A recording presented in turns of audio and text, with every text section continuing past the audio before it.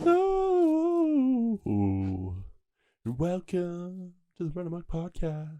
Hello and welcome back to the Run Amok Podcast, home to the best Bachelor recaps on this side of the mansion. As always, I'm your host, David Stahl, and I'm joined alongside me by my loyal compadre, producer Gary, sons Carson Cooper, today to break down the latest drama from our favorite franchise. Producer Gary, what up? How's it going? What up, dude? We're just capping off Valentine's Day. We're recording this on February 15th, coming out on the 16th, celebrating love. And we wish that we could have our triad of love, as we like to call it, with the homie Carson Cooper. But unfortunately, we may never get it again. No, don't say that. It's possible. No. Don't say that. Don't say that. Because he has a job interview, very important job interview.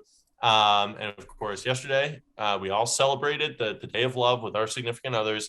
And so, as you can tell, we're three busy people. And that may lead us into our first topic of discussion. But first, we got to do a little bit of housekeeping. We got to ask you to rate, review, subscribe, all that fun stuff. Thank you so much for tuning in. As always, just if you could share with a friend, if you could if you could comment your thoughts, if you agree, disagree, down below. If you want us to talk less at the beginning of the episodes, tell us all that fun stuff. It helps us out a lot. And before we drop our announcement, Gary, let's get to our listener mail. Yeah. Let's get to our listener mail. Okay. Do you have the name from our listener mail? Niece King. Niece King. Shout out to Niece King, who commented on last episode something along the lines of like, hey, Thanks for uploading weekly, guys. Love your commentary and pretty much the idea of look forward to tuning in the future. And to that, I have two things to say. Thank you so much. You're about to be disappointed because so I think we've alluded to it over the past few weeks or so, and maybe you've even been able to tell.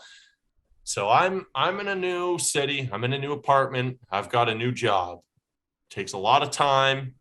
Gary, also a very busy man. School, work.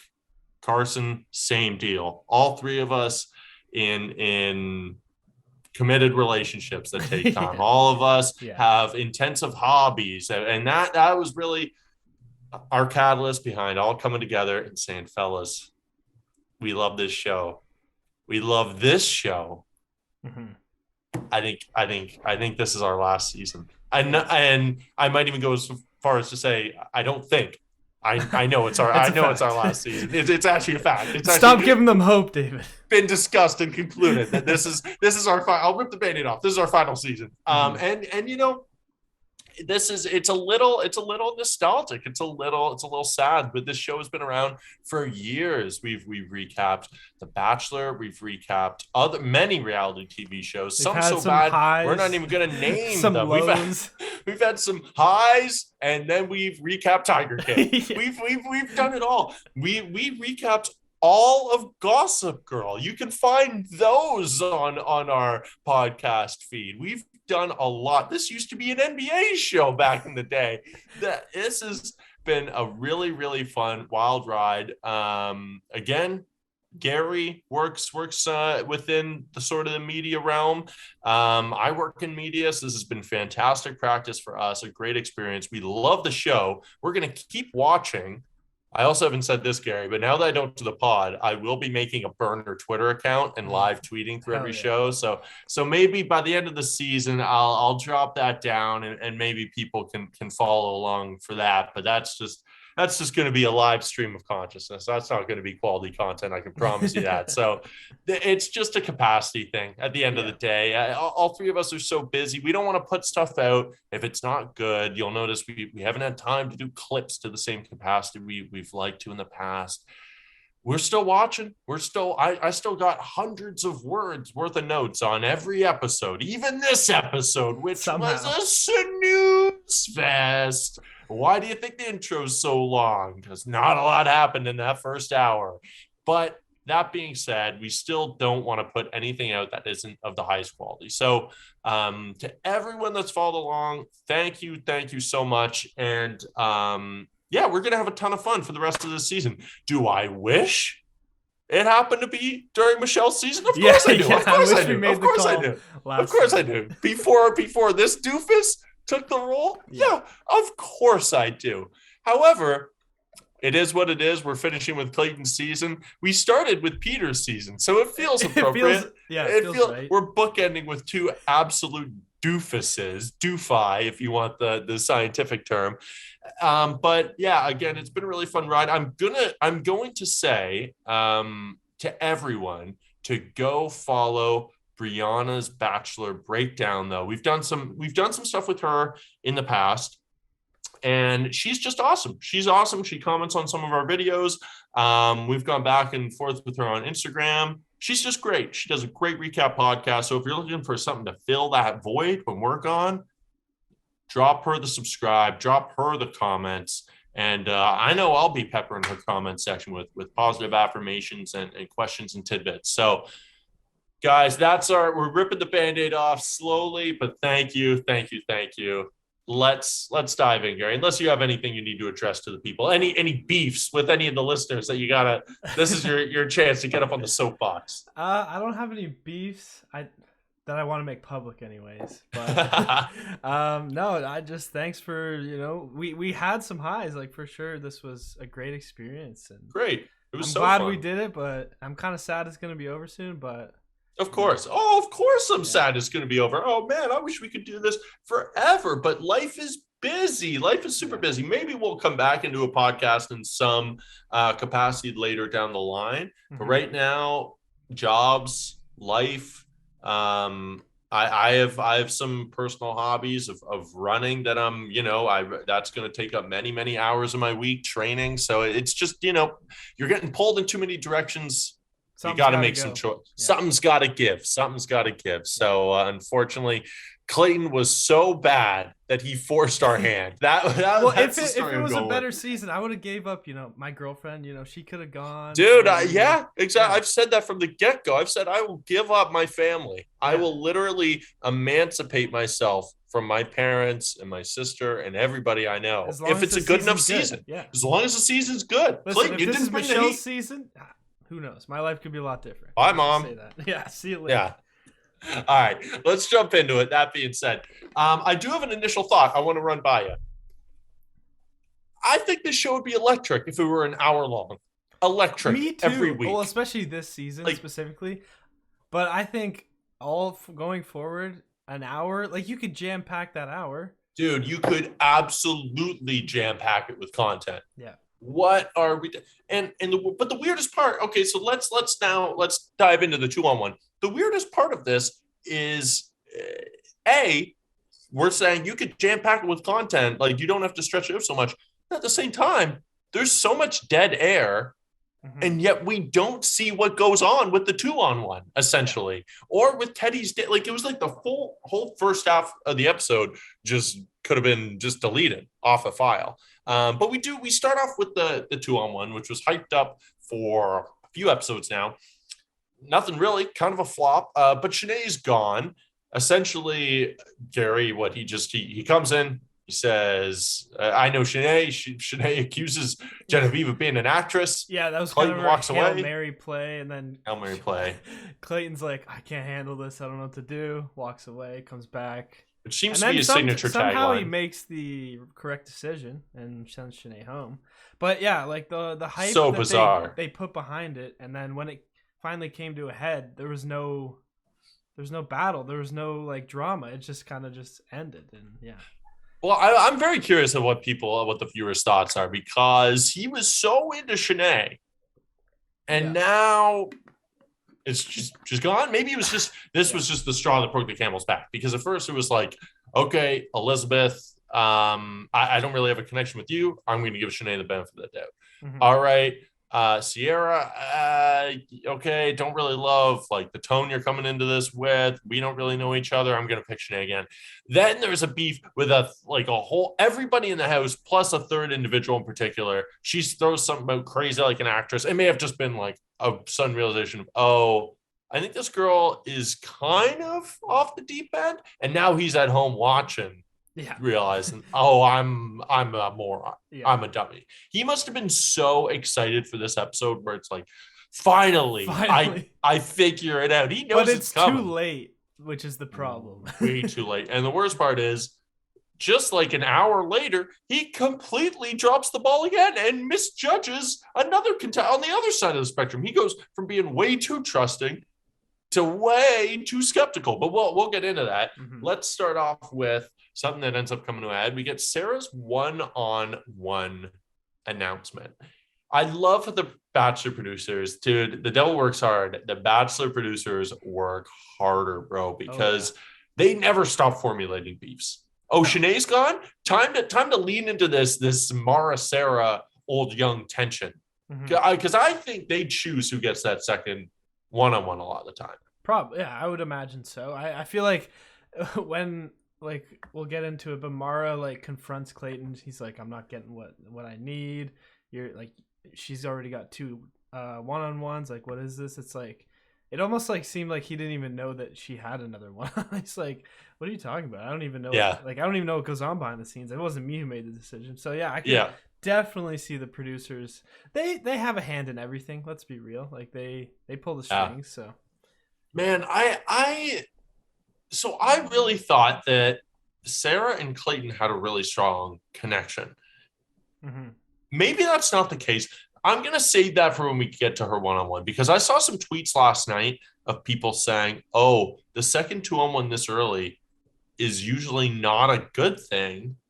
That's like a way for the Bachelor or Bachelorette to send someone home who they know doesn't have a chance, but thinks they deserve more than just the rose ceremony brief conversation. Yeah. Which makes sense. I don't know, though. I thought they had a good connection on that first date, like deep, and then she got a group date, Rose, and so, well, but we'll get there. Let's start with the group date, though. This it starts off perfect with Clayton going, feels so good to finally have no more drama. Classic line. Yeah. We get that line from every Bachelor or Bachelorette.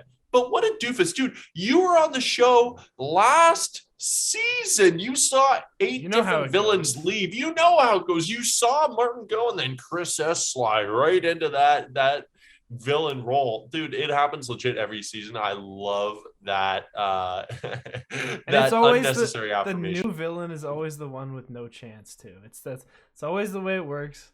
You know, the someone producers new is walk always up going to to be on them. the bottom. They're like, listen, you don't got a shot. You're going home next week regardless. So, hey, let's kick up some drama. Yeah. Yeah, you got to fight for it. Clayton wants an I think they do it in a really, like, I don't know, like a gaslighty way, kind of. Yeah, Clayton wants you to fight for him. Like, Clayton wants a woman who's really going to, like, show him who's being real, and he wants someone to look out for him, but all these things because they go into that, like, people like I keep wanting to call her Mara. It's Mara, like marinara, but I keep wanting to say Mara, like Mari. It throws me off every episode, but Mary, it's a normal name, right? Mary, but it's spelled weird. That's Mara, dude. See, this is why we got to end it. I got no juice left for the names themselves. Mara. Yeah, I just got to start saying marinara and stop before we get to the Nara. Yeah, Mara. So that's where the date starts. That's her name, in case you needed that recap. I'm glad we figured that one out. Yeah, so we've got multiple people in the mix. We've got the Bachelor, Clayton, and Mara. Yeah. That's where we are. This is why we're stopping. By formal request. Yeah. No, we misread the comment of the week. Niece King just said, who's going to put this dog down already? Which I thought was too far, but valid now that I'm reading it back. Susie, she shows her beast within this group date, though. I found her really endearing. I think she just has such a nice mix of I saw someone on Twitter call her angelic, which is like, okay, chill out. But I kind of know what they mean. Like, she's just so I hate describing women with the word pure, but you know what I mean? Like, she's just so kind and seems like such pure intentions. Mm-hmm. But she does have I think the reason you don't competitiveness. like to say pure is because usually pure is like, oh, they're a virgin. Like that's usually what pure. Yeah, exactly. I don't It's just want it to has like a negative. infantilize some woman. Exactly, Yeah. But yeah, exactly. She just seems so nice that you think, yeah, how can this be genuine? But somehow it does come across as genuine to me. Mm-hmm. So I thought her showing like, no, there is a competitive side. Oh, there is a beast within, as she says, a savage within. I thought that was super endearing. Then we get to the gross dates portion, which a lot of people don't like. Yeah. I love it though. I think it's always electric. I think it's like, what else would you rather have them do? Like these people who are hating on these, they got to come up with a solution. You can't just, dude, you read my mind. Yeah. We said the same thing when this used to be a basketball podcast about the All-Star game. If you're going to tell someone this person's got to be in the NBA All-Star game, this person's got to be in the NBA All-Star game, fair enough. But then you got to tell me who you're taking out, right? You can't just add a problem in of this date sucks, this date sucks. Okay. What would you have done differently? Exactly. Yeah. I do get it. It's not really a catalyst to figure out who likes Clayton more, but very few of the group dates are. It's not That's really not a what setting. A group date's about. It's about not really a group causing drama and getting the girls to like fight each other. For us. A group date's for us. It's for us, yeah. It's not really for the Bachelor. Mm-hmm. Yeah. And it's certainly not for them. No. I'm also a Survivor fan, so I love those disgusting eating challenges as well. But shocking. I did expect Mara to go hard in the paint because she needs to. Mm-hmm. But Serene, she maybe would have been one of my last picks to be just. She was squirting fish juice into her mouth. Fish eyes into her mouth. Let it drip down her chin. Yeah. That was the savage within. No offense, Susie, but you cannot say you have a beast within until you have fish eyeball juice running down your face. Yeah. But it was electric. Now, Mara, we get so much fake confidence this date, which normally I find maddening. Mm-hmm. But this week I found it a little, I don't want to patronize her. I found it a little sad. I'm being honest, little sad in terms of being like, what? She doesn't win the eating competition. She doesn't win any aspect of the date. And she goes, I need someone to step up if we're going to have a competition. And her voice shook a little bit at the end. Yeah. It was the funniest thing in the world to me. Not like, no offense to her, but it was like the fake confidence that like a grade 6 brings up when they have to read at the front of the class. Like you're just begging that you can fake it till you make it. Yeah. She does not though. We go to the what do we call the cocktail portion of a group date, by the way? That is stymied me forever. I always am at a loss for words when I try to describe it too, but it's not a cocktail party. It's not. It's not a roast ceremony by any means. Portion of the date. But that's not sexy. No, it's not. We need that's what we call it. Yeah. Yeah. Maybe cocktail hour. Maybe we'll call it the cocktail hour. So they go to the cocktail hour. And well, first things first, we get a new Clayton wardrobe move here. Did you pick up what he was putting down? I did not pick up what he was putting down. Bro, he was wearing a quarter zip sweater under a blazer. This man won't quit, which is fine. Every type of sweater, which is fine. Just rock the quarter zip, dude. This guy, it was probably a form-fitting quarter zip. Guy's jacked. Guy's got a sick bod. We're not denying that. Yeah. Lean into it, then. Don't put a blazer over it. Okay, so the sweater, like the hoodie underneath the blazer, that's like kind of a look.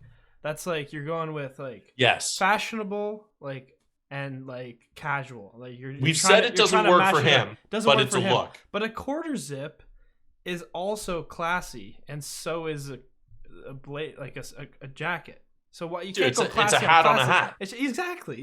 You pick one. It's a nothing look. Yeah. It's a nothing look. It's a confused look. It looks like he should be like, I don't know. It looks like a businessman working from home on like the third week of the pandemic. Like, oh, I guess this is, and he's wearing sweatpants on the second half. Yeah, like that's the vibe it gave me. Not a strong look. Come on, bro. But that being said, we have Mara. Yeah. Yep. Mara. Yeah. Oh, okay. Thank you. We have Mara saying that, hey, look, some girls are not here for the right reasons. And yeah, I don't believe it. I believe maybe Sarah said this in like the first day. Yeah, in and excitement. like in like a way where like she's like, "Oh, this is crazy. Like there's no way I'll be ready." Like just in like a joking way. Like, oh yeah, and I don't even think the quote was "There's no way." I think it's like I can't even imagine. Yeah, exactly. I can't imagine being engaged 2 weeks from now. Yeah, because you don't really know the guy yet. Like that's a perfectly valid thing to say. Mara takes it out of context, and look, it's just pure insecurity. And I think we said I know we said from night one that she would be a villain at some point. Might be harsh to put the villain branding on her this week. We'll see how it goes next week, despite what the previews would have us believe. But it seems like it's a messy situation. What were your thoughts? Because obviously the preview leads us to believe that maybe Sarah's in the wrong, but who do you lean towards in this battle so far? And then we can get into later Sarah's side of the story. Yeah, I definitely lean towards. I'm gonna side with Sarah, but I do understand Mara's frustration. Like she's here, and she just keeps going on group dates. Like, why? Just send me home. Like I feel like that's what she's feeling, but that's how she. But you're misdirecting. She is misdirecting, she's very flip floppy. Like she woke up on the day of the group day, she's like, I'm feeling good, and then she doesn't get the she's faking she's like, now, yeah, exactly. So, you don't feel good. Yeah, so just either tell Clayton how it is, like actually how it is, like say I'm going home, or like you make something happen, or I'm gonna leave, and leave it at that. Like you don't need to direct it at Sarah. Well, I could probably guess how that would go. Yeah, she'd be gone. Peace. Exactly. Yeah. But that being said, I think that's a more prideful move for sure. That's not always a bad thing because there's nothing there. Yeah, well, look, she's saying, "Oh, I'm being flirted." Like I hate when I was gonna say the women. No, the men do this just as much on the show, but in this instance, I hate when the contestants on The Bachelor go, "Look, I'm being flirty. I'm being assertive. I'm being loyal. I'm committed. I'm this. I'm that. I'm exactly what you asked for." Means? You just don't have a connection. That's what that means. That means it's not into you. Is that what you want him to say? Yeah. Yeah, that's not a good sign. That's like why he doesn't owe you his love just because you checked off a bunch of the boxes. There are intangibles that you're just not hitting, and you should be. This is not a shot. You should be old enough to realize that there are like you can't just tick enough boxes and like, okay, this adds up to mathematically you're with me now. Sarah ticked less, and so she's eliminated. It's not an objective grading system like a dog show, but she misses the mark again. I don't think like Shanae was born out of the fiery lakes of hell. Like she's a demon. She is not from this realm. Yeah. Mara, she is from this realm. She's probably from like San Diego or some shit, but she is just falling apart at the seams a little bit. But before we get into Sarah's side, because we do see the aftermath of what happens with that little seed of doubt in Clayton's tiny little brain, it grows fast. Despite it didn't have a lot to grow from, didn't have a lot of fertilizer in that skull. But it does grow into something that affects the relationship. But first, okay, so Susie, she is a good group date. However, Rachel gets the rose. And first of all, he's just, can we agree he's just obsessed with Rachel? Like, I know I bet our friend, shout out to Andy, I bet him $50 that Rachel wouldn't win. I forget who I took else, like on the other side, but I had 3 picks. I think I went like Susie, let's say Sarah and Serene, or maybe it was Gabby or whoever. I picked another solid 3. I think he's just obsessed with Rachel. He says, I think about you constantly when we're not together. Well, you're constantly dating other women when you're not with her. So that's not a great sign for all the other women. But which is fine. And she says a very nice line in terms of, I don't think you realize how into you I am. Mm-hmm. So I think they're both in it, but are you kind of on the same page? Like, I think it might be Rachel. The weird part is I don't really know where it came from. Like, I know they had a solid date. Yeah. But we've been so, like, just, like, the drama of Shanae has been so at the forefront. I feel like we missed whatever connection they have. This is the thing. This is the same thing that happened with dude, funnily enough, this is another thing that happened with another Rachel on Matt's season. Yeah. It was like Victoria, and Queen V is gone. Rachel's all of a winning the sudden season, he was locked into Rachel. I was like, whoa, you went on one shopping spree. Yeah. Where was the where was the lead up? I agree. I think it also helps that she's just a really beautiful pilot. Like, okay, not a bad starting point. They do seem like they have a good connection. She says, obviously, like, you have no idea how much I'm into you. So he's getting a lot of the affirmations too. She loves those affirmations. He loves those affirmations. That's all he needs. It's all he needs. So I think they'll do well. I think actually the only impediment to them ending up together is the fact that he is going to sleep with it sounds like 3 women, multiple women at the very least. From the teaser, it looks like Rachel is one of them. It does, and it looks like it's her, because I've gone over this couple of million times, on the steps crying with the like pure, like, so one girl goes straight liquid form on the steps and it's just pure like melting. I think that's Rachel. Yeah. I think it's her voice saying, I thought we had something special, and it wasn't at all. So she could walk away. We'll see. Yeah. But I think that goes back to the start of the point where about 8 years ago, I said, Susie, I think she thought she was getting that rose. Yeah. I think she thought she was getting it at the end of the last group date when Rachel got it, when she did the whole anti-roast, when she was complimenting Clayton. She didn't get it then either. So I think now it gets dicey because, look, normally I don't like these sort of like late night rendezvous moves. Unless Again, she's so genuinely sweet. Unless it's my boy Ed going to the wrong room and just popping up off a bottle of vino with Chris H, the man who will not be named. Enter dare, bleep that out. But I don't know. There's something about Susie. She's so genuinely sweet and authentic that she pulls it off. Her saying that she's like, oh, I feel like you're building all these connections with other girls, and I'm happy for you and those girls. Oh, okay. First of all, borderline too nice.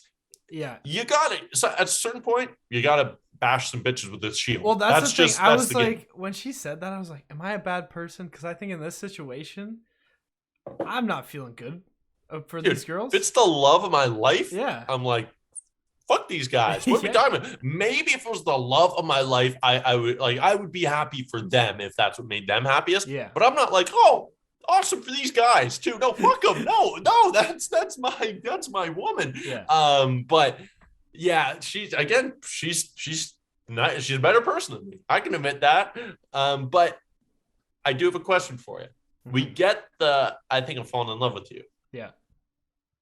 Subconsciously or not, I'm not saying it was conscious, could very well have been subconsciously. Do you think that was a desperation? I'm falling in love. I was gonna ask you the same question. That was my big question for the episode. Was it a Hail Mary? I think it might have been. I'm gonna say subconsciously, I think it was. Yeah. I believe in that moment she truly thought, I love this man. Don't think she knows him enough, just like on a baseline level, to make that claim.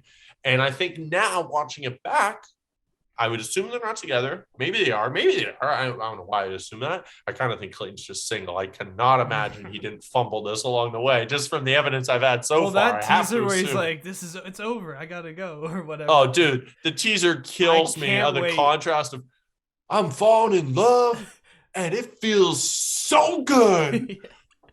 I'm so broken. Like, 2 seconds after each other. It is the toughest contrast. Listen, it might be a subpar season, but this could make up for everything that it's gone. Dude, wrong. I've never seen a season where the contrast between how great the previews are and how boring the episodes are. They're really if you just watch the previews, you'd be thinking like, holy shit, this is gonna Emmy nominated. Like, this is Euphoria I'm watching right now. Yeah. And then you watch them and you're like, nope, it's Clayton is the Bachelor. Yeah. Clayton is the Bachelor. That's what it is. But do you agree? I think it was just a little bit. I think her watching right now, she'd be like, oh, yeah, I wasn't in love. Yeah, I like the idea that it wasn't intentional, I guess. And she just kind of was like, I'm falling behind. And I do feel something maybe towards Clayton. I wouldn't probably go as far as to say that they're falling in love at this point, but I don't know. Maybe she is. I also think Clayton's thick enough to believe it no matter what, too, Yeah. which helps. But He's I like, agree. "Oh, I think, yeah, affirmations, please." yeah.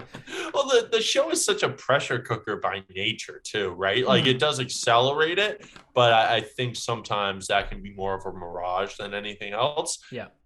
But I'm going to drop.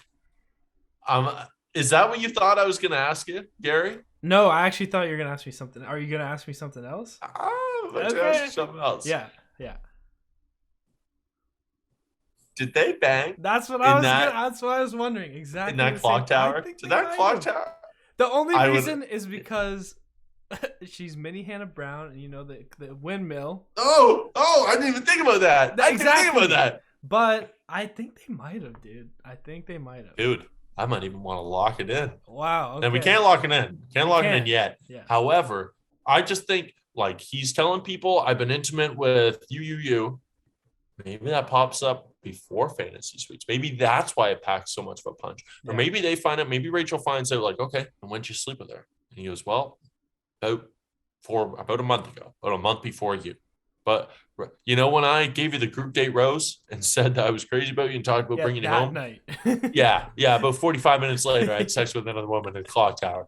I mean that'll raise some fur. That'll spark some emotions. So, okay.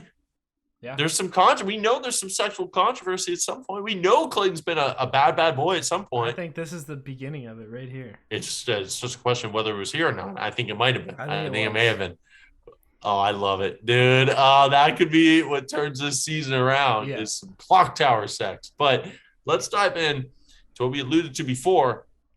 Sarah's one-on-one. Dude, holy smokes. We kick it off with the biggest stank face I've ever seen in my life. I don't know if you caught it, but Mara, she almost got me again. Mara is talking with Gabby, and she's just like, oh, I think Peter, blah, blah, blah. She's pretty much called him Peter. Dude, I have half a brain. I have half a brain, dude. Okay, so his name is Clayton, for those who have watched this season. Yeah. Not Peter, but basically Peter. Clayton, she's explaining, oh, I think he's gonna see right through it. I think he understands now. I open his eyes. And Gabby's just sitting there. Like, she had a full-on stank face, not buying what she's selling. And that is part of why I don't believe the preview for next week. We'll just mention that now. Because I think the girls, if I don't want to mince words, but the girls like Sarah. I don't think they like Mara so much. Yeah. Or they're just not friends with her as much. It's tough. Like, how many people are friends with their mom? Like, genuine friends. Not that many. Yeah. Shots at anyone who's friends with shots at Mara. No. I mean, quick shots at Mara. Not quick shots. And quick shots at all the moms out there. Who's friends with their mom? Losers. We're a mom friendly podcast. I'm friends with my mom. Just for the record. But I also thought this though. So basically, we don't. Also, dude, this is another beef with this episode. Where was the date, bro? We didn't even get the date. Did they go on a date? How'd it go? Where did the suspicions come from? I don't know. Did they just show up to dinner? It was ridiculous. It was the whole Susie bit. The reason why the date had to go. I don't know. What. Ridiculous. We start off. They're just showing up to dinner. And Clayton is very suspicious right away. He is in on Mara's theory. I got a question for you though. Do you think these suspicions? I think they're related to the underlying insecurities that came before this show started. Mm-hmm. It started off with whoever that girl was who was engaged at the start of the show. Maybe it continued with Cassidy, then maybe a bit more with Shanae. But I think a lot of it was because of the skepticism of him leading up. I think he's worried that a lot of these girls don't want to be here. Yeah. Well, yeah. Do you think that's what had to do it, or do you think there were real concerns with Sarah that we just kind of missed? I like the theory that it started before because, having people drop out of your season's a tough look, and it's got to weigh heavy on your conscience for sure. Yeah. And also the fact that Mara put it in a way where like she's like, oh, she's super young, she's not ready for it. That's like a very valid point. So Clayton's probably like put some thought into it, and he's like, yeah, it kind of makes sense. So I think it's a combination thing. I think it's both. But 23 is young. 23 is real young. Now seems like a great professional. She's living in New York City. She's some along the lines of a financial advisor. Seems like a very important job. Yeah. Still 23. Still 23 years old. Still super young. But I don't know. It doesn't matter how what you've done. You still got life to live. Like at 23. 23 is still 23. Yeah. Well, no, I wouldn't say anyone who gets married at 23. I don't believe that's insane. But I think it's insane. Right? Well, it's exactly. That you've known him for a month and a half. Yeah. And then to get engaged at 23 is very different than being like, yeah, I've been dating this guy for 4 years. And you know, we became adults together and we've evolved together. And like, yeah, it depends on circumstances. I feel like the it's success of this show this really lends itself to people who have figured who they are and then have came to the show knowing who they are and then found someone who also knows who they are. Like, it's very rare that you get someone who's like, trying to figure themselves out and things go well for them. That's why everyone keeps coming back to the show being like, I've really reinvented myself. Oh, now I know who I am. Oh, yeah. Oh, I've done therapy. Someone will be on Paradise. 8 people will be on Paradise from the season being like, Cassidy will said, I've really done so much work on myself. I've gone to therapy over the past 6 weeks and I'm a brand new person. But a great example of that is Mari, who is marrying Kenny. I mean, she's super young. She's like our age. She's 24, I think, 25. And he was skeptical. And no, she seems very, very, very ready for it. But so Sarah, we'll kick it off. She pleads her case after Clayton basically goes, are you here for the right reasons? Kick it off with this. She's a crier. Definitely a crier. Yeah. Big time tears, a lot of tears. I like her though. I feel like she immediately, before any suspicions were raised, this was a good sign. She immediately understood the weight of getting that second one-on-one. First thing she says is like, I just want you to let you know, in her cheers, first of all, she said like, cheers to being straightforward and honest with each other. I did like that. Then, she pretty much says, I know it's a huge deal. I appreciate that. I understand that. And I'm locked in. Mm-hmm. And he's such a dolt. He's so dumb that he's so worried about what he's going to say. Yeah. That he doesn't even hear her say that, I feel like. And he just goes, yeah, so are you all in? She's like, yeah. Hey, Dick, I just said that 3 seconds ago, you dummy. Problem I have actually with Mara now is I'm just thinking back to this. She said Mara. Oh, God damn it. This is why we're ending the podcast. God damn it.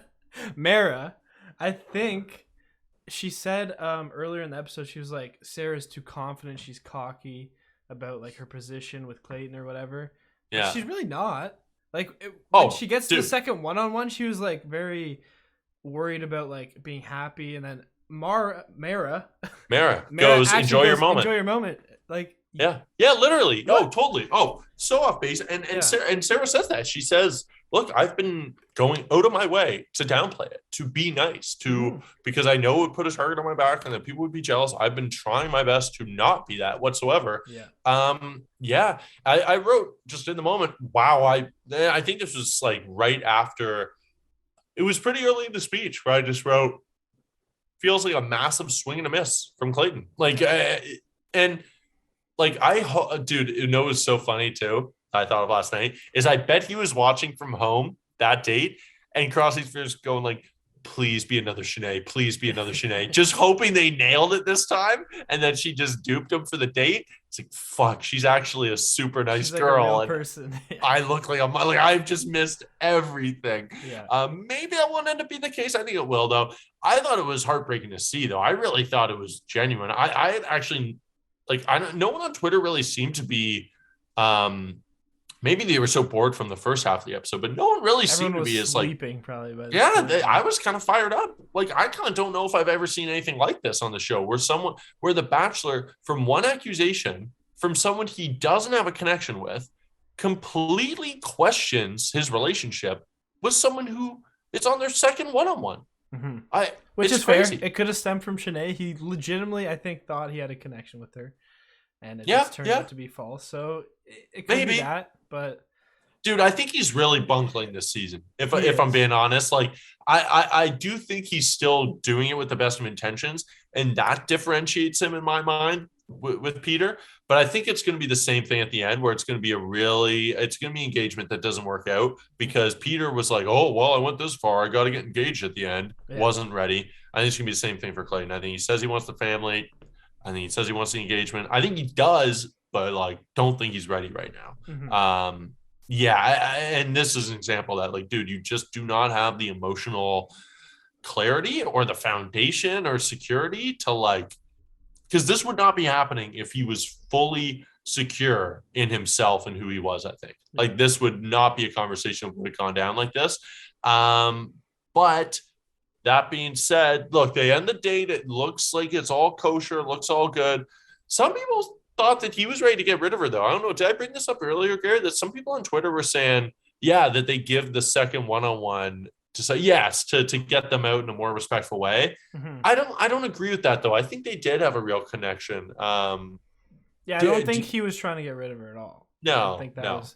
But again, like, why are you questioning her so hard after she poured her heart out to you? Yeah, I think it was just blatant foolishness. I insane. But then we do get the preview, and I wrote down, wait, did I just get duped by Sarah? Like I may have been. I feel like I got whiplash. All of a sudden, it's like they're framing it like Mara. Oh, fucking Sherlock Holmes figured it out before everyone else.